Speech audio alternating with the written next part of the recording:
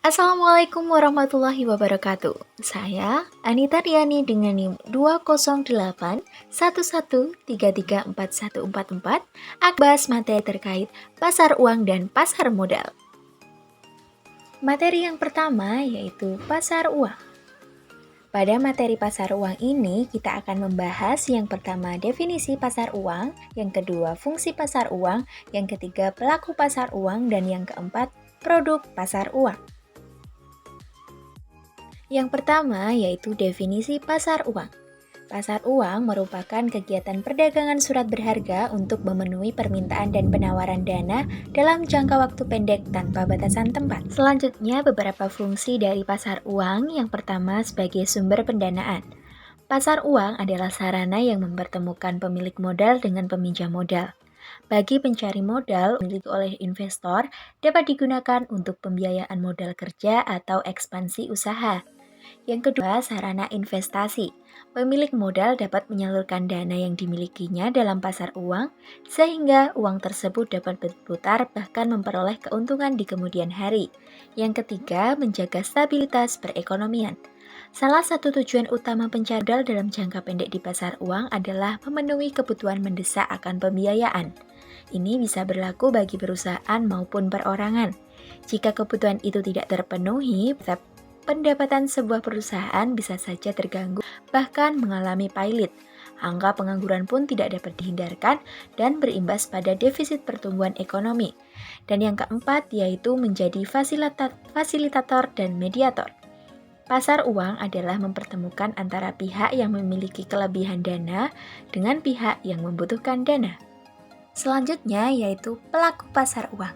Yang pertama yaitu bank, yang kedua dana pensiun, yang ketiga perusahaan asuransi, yang keempat lembaga pemerintah, yang kelima lembaga keuangan, dan yang terakhir yaitu individu masyarakat. Selanjutnya yaitu produk dari pasar uang. Yang pertama ada sertifikat Bank Indonesia. Sertifikat Bank Indonesia adalah salah satu instrumen pasar uang milik negara.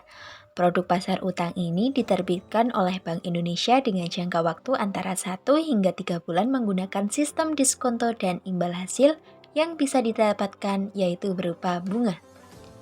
Yang kedua yaitu sertifikat deposito.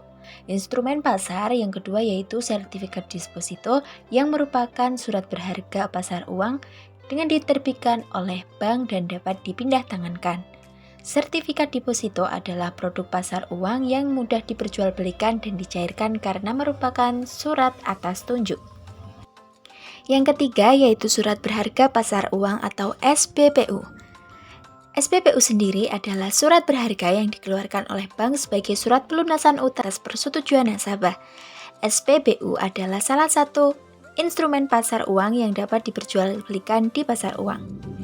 Yang keempat yaitu call money. Call money adalah salah satu instrumen pasar uang yang dapat memiliki fungsi untuk pengalihan sementara kelebihan uang jangka pendek dari bank. Karena jangka pendek jatuh tempo pada call money hanya sampai 7 hari saja. Yang kedua yaitu pasar modal. Pasar modal merupakan seluruh kegiatan yang mempertemukan penawaran dan permintaan dana jangka panjang, pasar atau bursa modal yang memperjualbelikan surat berharga dengan berjangka waktu lebih dari 1 tahun dan pusat keuangan bank dan firma yang meminjamkan uang secara besar-besaran. Selanjutnya yaitu fungsi dari pasar modal. Fungsi yang pertama sebagai sarana pendanaan usaha atau sarana perusahaan untuk mendapatkan dana dari investor. Yang kedua sebagai sarana bagi masyarakat untuk berinvestasi pada instrumen keuangan. Yang keempat sebagai indikator perekonomian negara dan yang terakhir sebagai sarana penciptaan tenaga kerja. Selanjutnya yaitu pelaku pasar modal. Yang pertama yaitu manajer investasi, yang kedua investor, yang ketiga emiten, yang keempat lembaga penunjang pasar modal, yang kelima penyelenggara, dan yang keenam yaitu pengawas. Selanjutnya yaitu produk pasar modal. Yang pertama ada reksadana.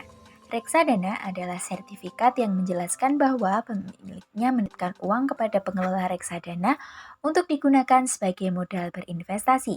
Yang kedua yaitu obligasi. Obligasi merupakan surat berharga atau sertifikat yang berisi kontrak antara pemberi pinjaman dan penerima pinjaman. Yang ketiga yaitu saham. Saham merupakan tanda penyertaan atau pemilikan seseorang tentang suatu perusahaan. Wujud saham ini berupa selembar kertas yang menerangkan bahwa pemilik kertas tersebut adalah pemilik perusahaan yang menerbitkan kertas tersebut. Yang keempat yaitu derivatif. Derivatif merupakan bentukan dari sekuritas utama yang ada. Dalam hal ini, saham derivatif banyak dikenal di Indonesia, yaitu Warren Buffett. Selanjutnya, siapa sajakah lembaga yang terlibat dalam pasar modal? Yang pertama yaitu OJK, Otoritas Jasa Keuangan. Yang kedua, KSEI, yaitu Kustodian Sentral Efek Indonesia. Yang ketiga yaitu KPEI, Clearing Pinjaman Efek Indonesia. Dan yang keempat yaitu Wali Amanat. Nah, demikian tadi merupakan penjelasan terkait pasar uang dan pasar modal. Sekian materi hari ini. Sampai jumpa di video selanjutnya. Wassalamualaikum warahmatullahi wabarakatuh.